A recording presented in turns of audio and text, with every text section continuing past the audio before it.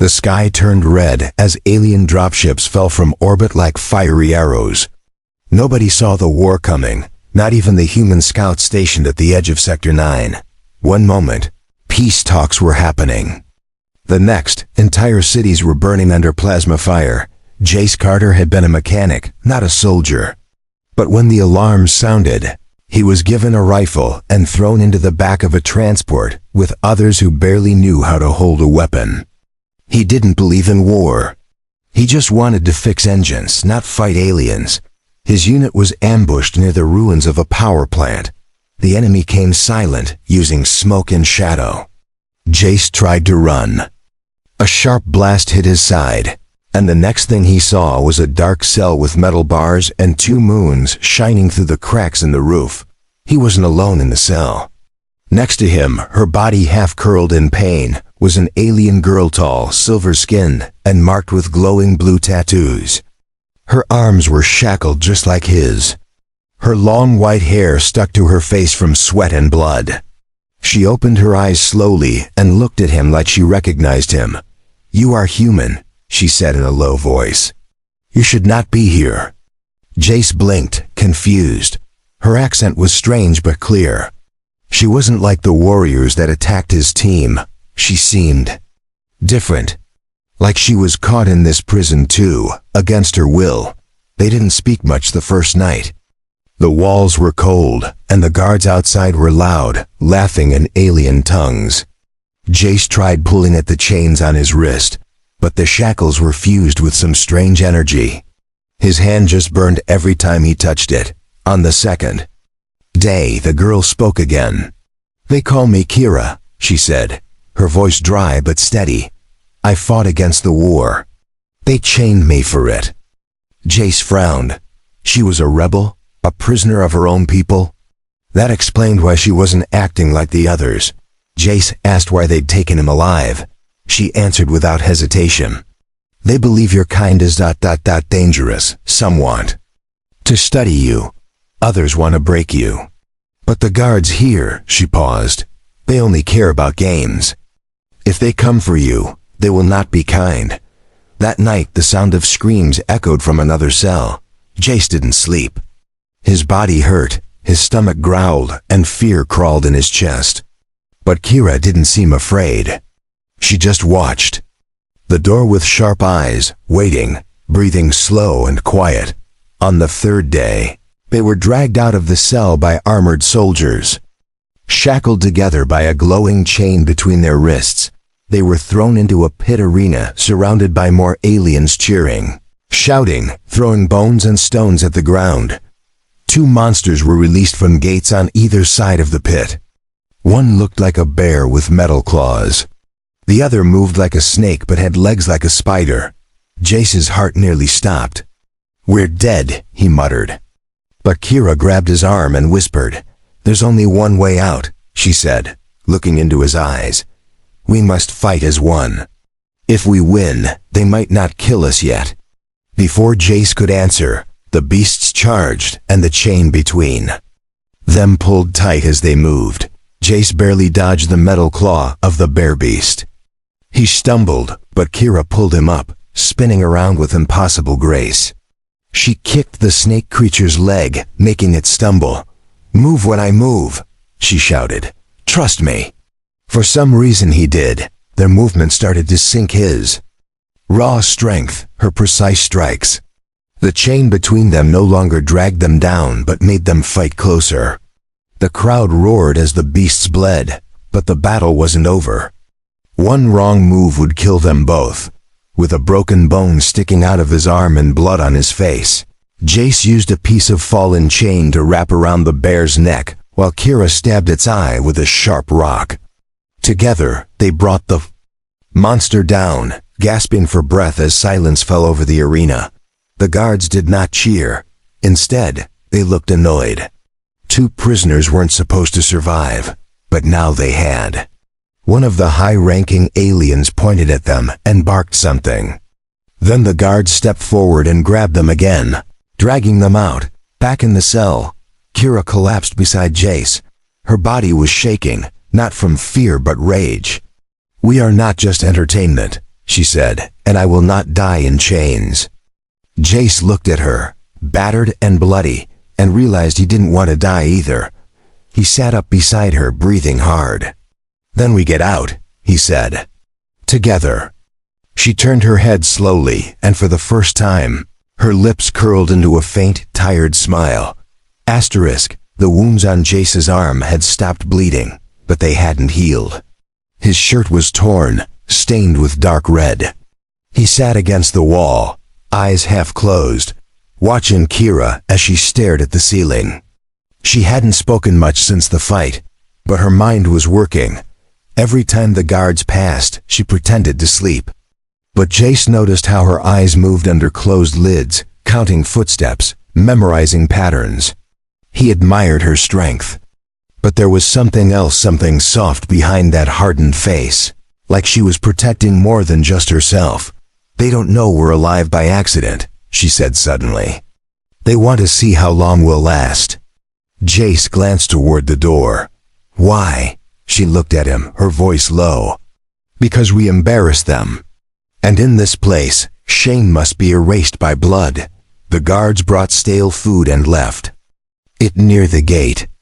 Jace picked at the tasteless cubes while Kira ignored hers. "Eat," he said. "You need strength." She shook her head. "I need to stay sharp. There will be no food when we run. Only pain and choices." Jace didn't like the sound of that. "You've escaped places like this before?" he asked. Kira stared at him for a moment. "Yes, but not with someone tied to me." She lifted her wrist slightly, the glowing chain between them barely humming. That night, they were taken again, this time not to fight, but to be paraded. The aliens brought them before a strange tribunal. 3 elders wearing robes with gold patterns looked down from high chairs while alien nobles whispered among themselves behind shimmering glass. A translator machine stood in the center. A voice spoke through it. "You two have survived what should have killed you, untrained, unarmed, bound, and yet victorious. Your bond is rare. Entertain us again. Or choose death." Jay stepped forward. "We're not your toys," he said. "We didn't ask to be chained. Let us go." The crowd behind the glass laughed. Kira didn't speak. Her silence was stronger than any words. She simply stared at the judges, unblinking, unshaken. The middle elder raised a hand. The laughter stopped. "You misunderstand.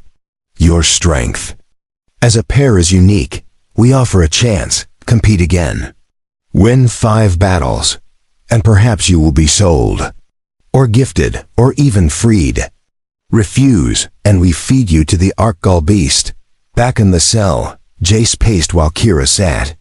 5 battles, he muttered. "Against monsters, aliens, machines, who knows what else. We can't survive that." Kira didn't look up. "Then we escape before the second battle." "There's only one time the chain unlocks." "When?" he asked. "Right after the fight," she answered. "They think we're weak, broken. That's when they move us while the chain flickers. That's when we run." Jace felt his stomach twist. "Run where?" "There's no map. No idea what's beyond that arena." Kira finally looked at him. Her eyes glowed softly in the dim cell. "There's a transport bay behind the beast pens. I saw it when they dragged us out. It connects to the outer ring of the compound. If we reach that, we can steal a ship." "You're serious?" he said. "We could die." Kira nodded. "Yes, but it's better than dancing for them until we drop dead in front of a laughing crowd." She stood, her legs still bruised but steady. "The next battle, we don't just fight. We break everything we can." Jace had never been brave. But now with Kira beside him, the idea of death didn't feel as heavy as the idea of staying. He clenched his jaw and nodded. "All right. Next time we escape." She looked at him and whispered, "Then rest while you can. There won't be another chance." Their rest was brief. The sirens rang at dawn, cold and sharp. Guards opened the gate and yanked them out again. This time, the arena had tall pillars.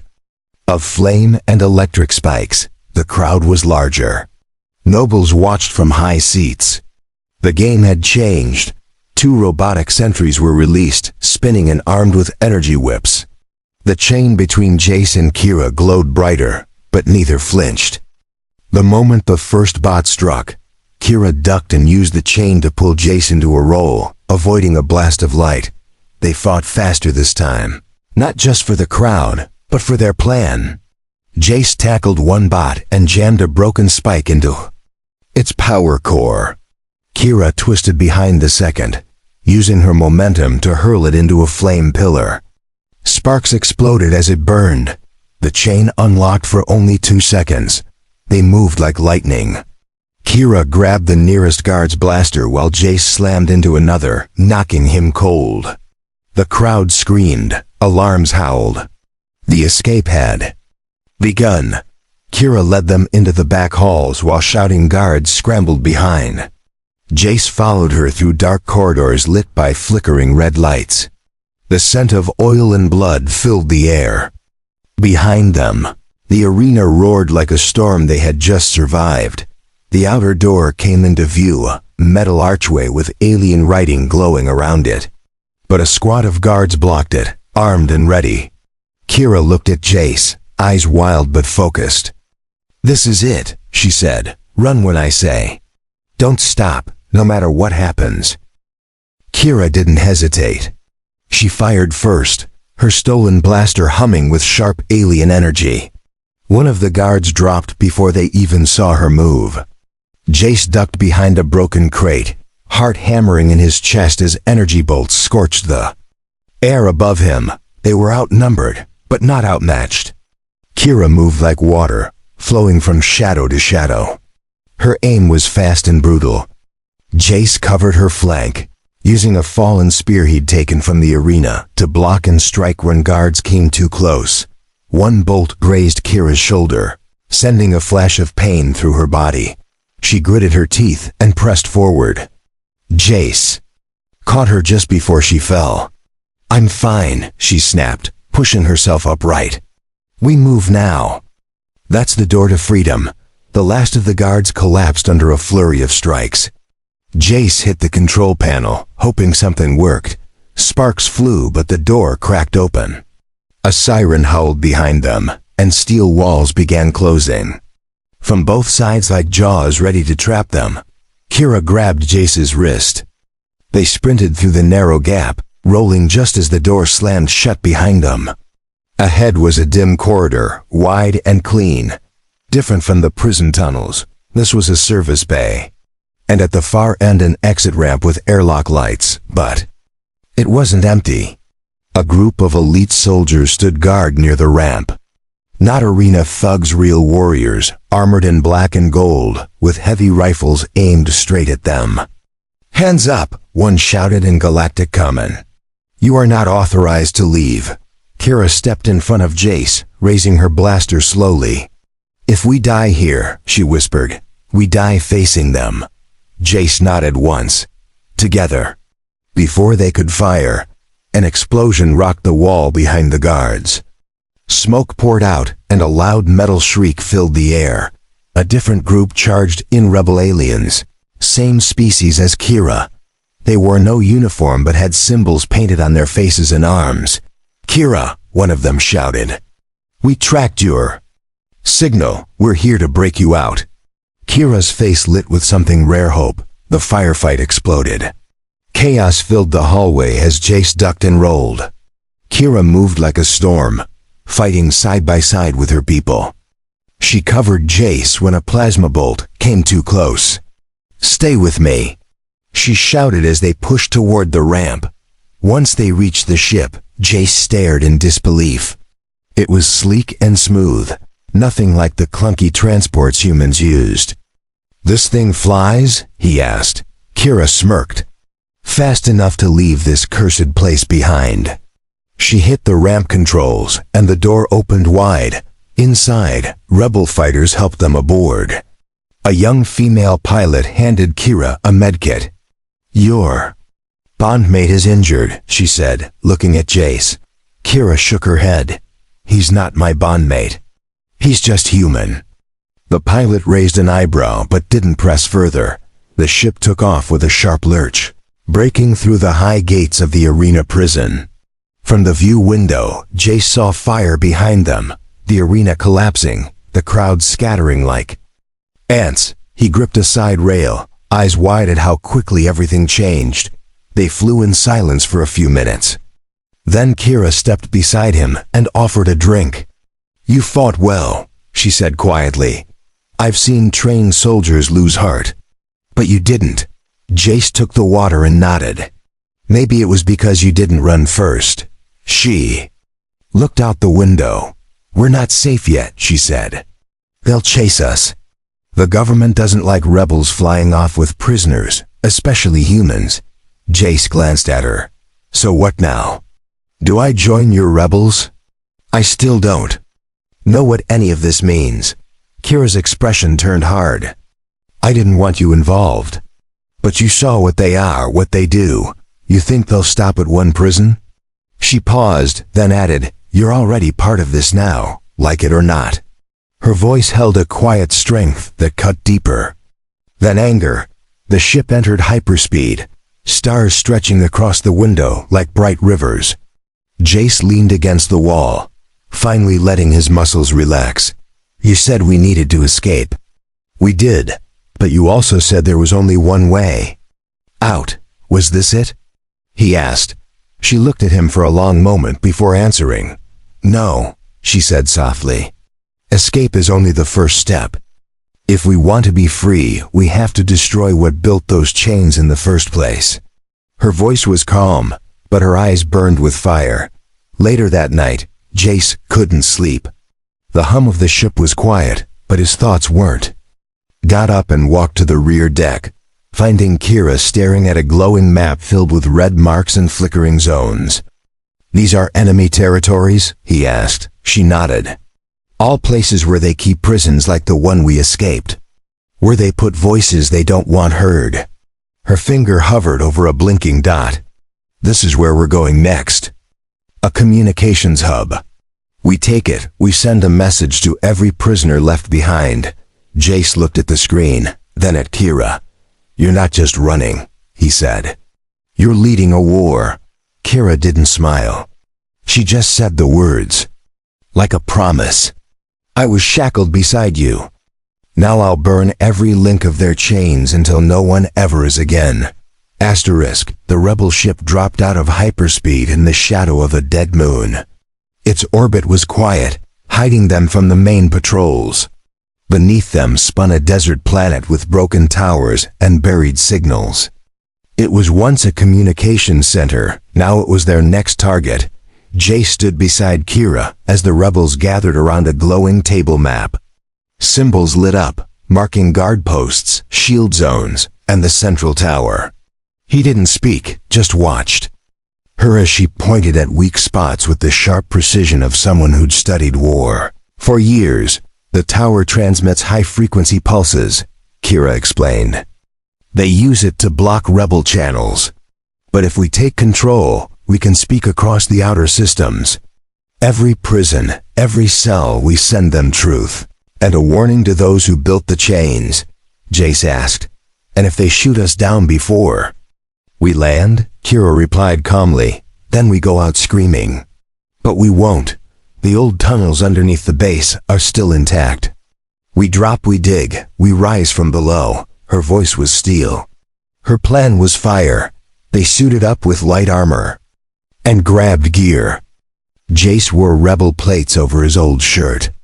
It didn't feel right, but it fit. He wasn't a soldier, but he was something now. Something the enemy had tried to erase, but failed. Kira looked at him once, then nodded silently. The ship touched down miles from the tower. They moved through the dust like ghosts, using cover and silence.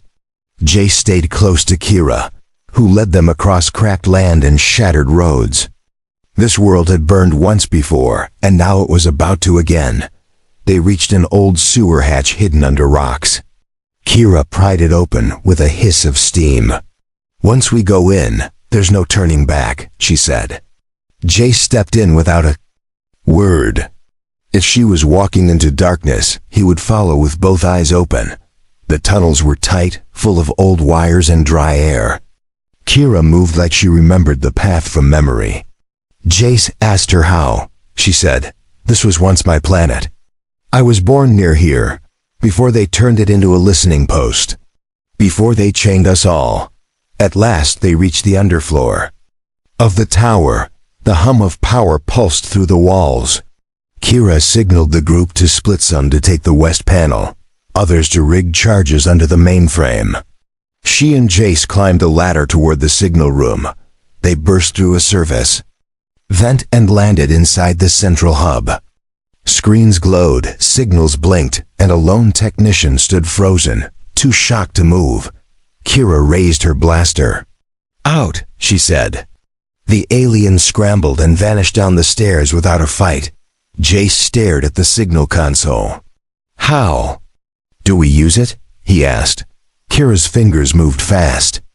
"I've done this before, once years ago, before they branded me traitor." Her voice was tight, her jaw clenched. "Now I finish what I started, with your voice, my voice." Jace stepped back. "I'm not like you, I can't lead." Kira turned to him sharply. "You are human. They fear your kind. Your words will travel farther, deeper. You survived their arena. You earned this. Speak, and be heard." Jace stepped to the mic. His hands shook at first, but then he thought of the prison, the chains, the burning pit. Kira standing tall, even when wounded. He thought of those still trapped. He spoke simply. "We are not slaves, we are not toys. We are not alone." More words came broken, honest, human. He told his story. Told them about Kira, about escape, about rising from the dirt and fighting back. Somewhere in the middle of it, he stopped sounding like a prisoner. He sounded like a flame that refused to go out. Kira watched him with a quiet pride she didn't show on her face. But when the signal light turned green and the transmission confirmed, she touched his shoulder once. "They'll come now," she said. "All of them. You lit the fire. Now we must feed it." The base alarms went off. Enemy dropships darkened the sky. Outside, rebel fighters held their ground. From the tower window, Jace saw the black-armored elite marching in waves. "There's too many," he muttered. Kira didn't blink. "Then we make them pay for every step." She handed him a pulse rifle. "Guard the stairwell. I'll reroute the backup beacon to our next cell targets." Jace took the rifle. "You think we'll live?" She gave the smallest smile. "I don't plan to die in a cage again. If we fall, it won't be quietly." The first enemies burst through the lower doors. Jace fired. Kira launched code sequences while blasters roared. Smoke filled the room. The tower trembled, but the signal kept glowing. And in prisons across the stars, lights flickered back in response. Jace's arm burned every time he pulled the trigger. The stairwell was tight, and the enemy came fast, shouting orders in alien tongues, weapons glowing like red lightning. But he didn't back down. He fired, ducked, fired again, and kicked. A soldier off the railing. Below him, the rebels were holding the lower level, but their numbers were thinning. Screams and explosions filled the air. Kira's voice cut through it all on the come. "Keep them off me just a little longer. I'm sending the final burst to the outer colonies." Jace grunted and braced himself. "I'm doing my part, but they're coming hard." Kira didn't reply, but he could hear her fingers tapping the controls, each click louder than the chaos around them. The tower shook from blasts, but still stood strong. One enemy climbed over the stairwall and grabbed Jace's rifle. They wrestled for it, both grunting, fists slamming into armor and bone. Jace bit down on fear and headbutted the alien hard, then drove his knee into its chest until it stopped moving. His body was aching now. Bruises on his ribs, blood on his knuckles, and sweat in his eyes. But the pain didn't matter. What mattered Was the message still spreading from this tower? Somewhere out there, someone was listening. Someone was waiting for a sign. Kira finished the last transmission, locking in the coordinates. Her hands trembled from exhaustion, but her face stayed calm. She turned to the others beside her. Blow the tower after we leave. It must fall. Before they reclaim it. If we can't hold it, we bury it. An explosion rocked the west wing. Dust and flame blasted through vents. Kira grabbed a blaster and ran for the stairwell.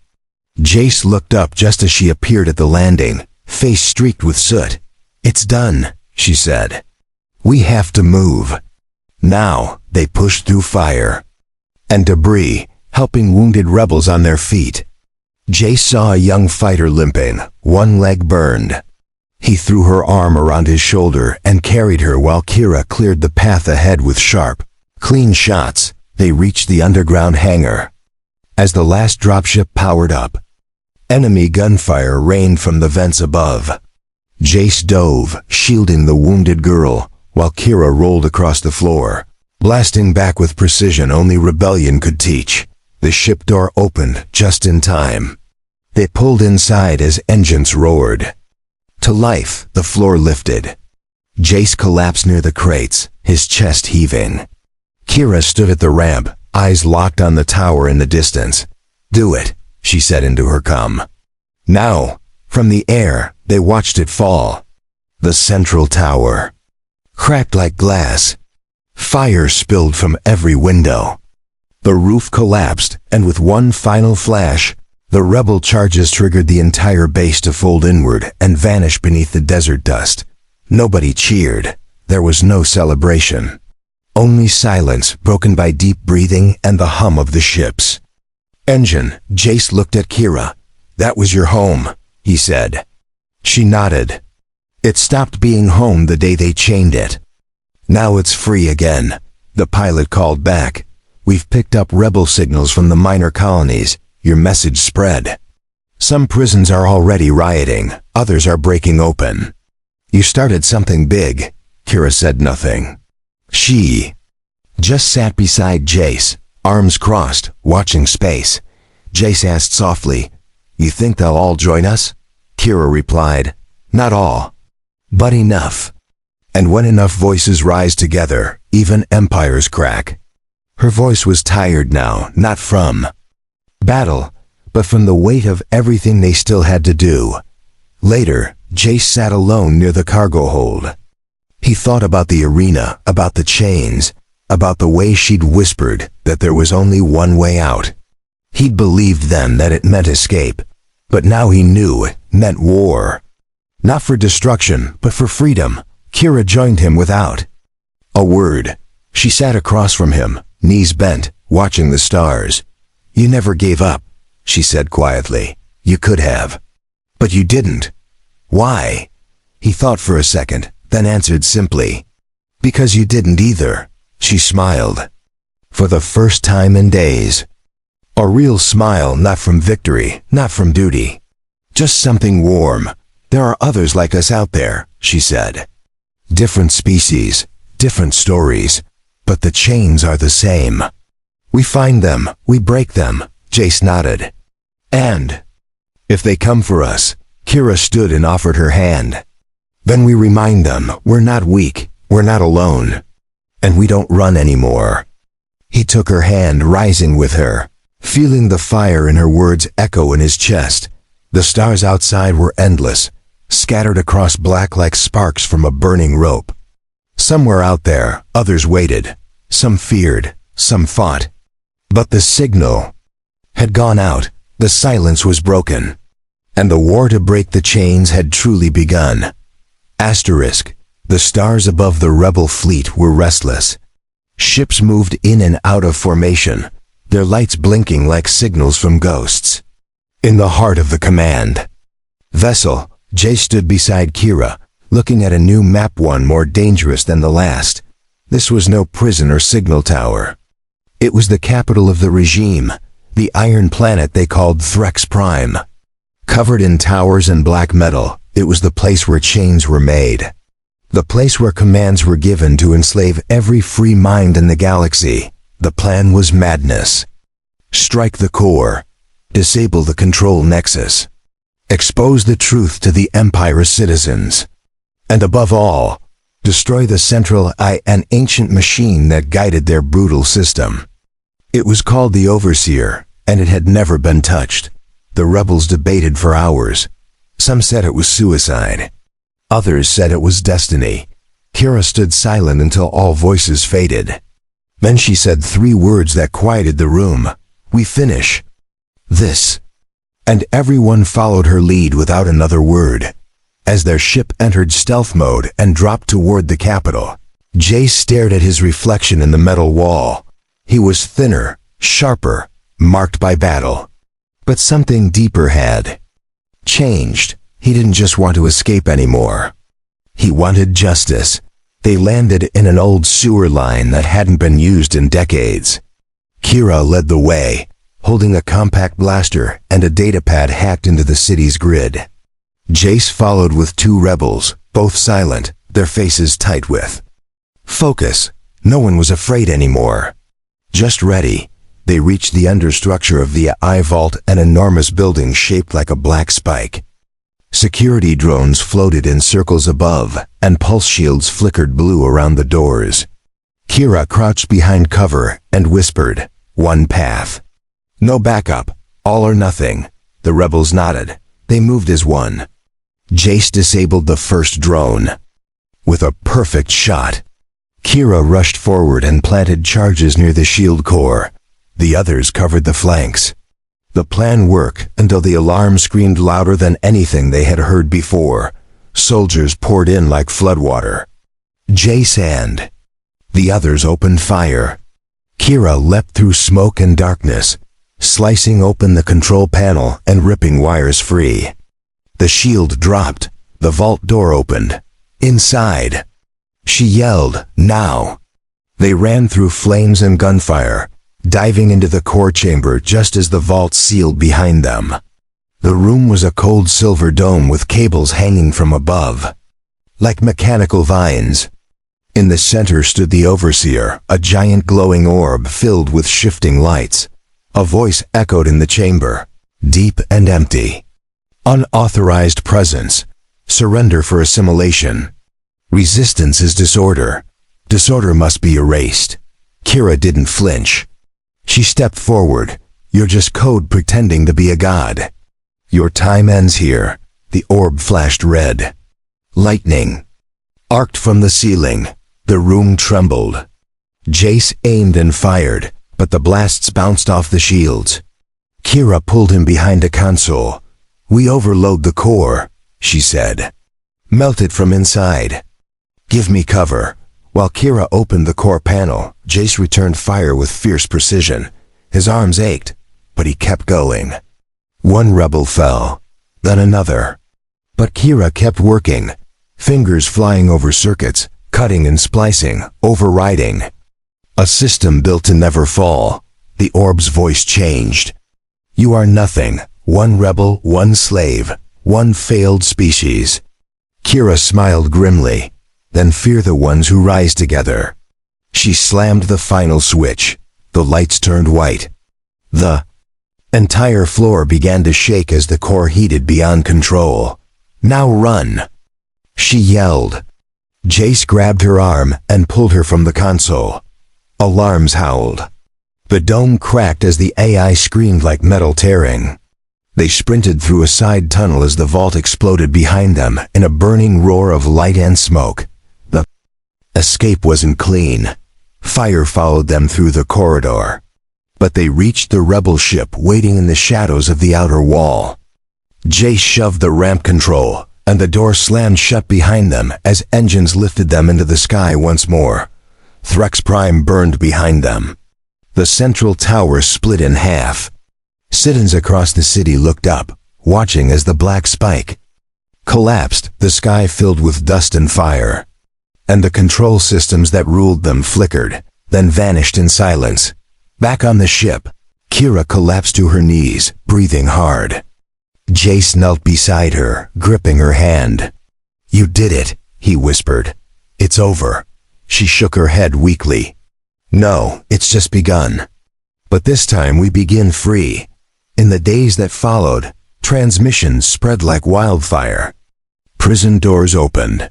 Colonies declared independence. Soldiers laid down their weapons.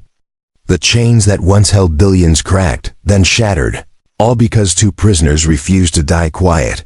And as the stars turned above a new galaxy, Jace and Kira stood side by side, watching not a battlefield, but a future. Not built by fear, or control, or machines, but by choice, unity, and the fire that comes from saying no to the ones who called it fate.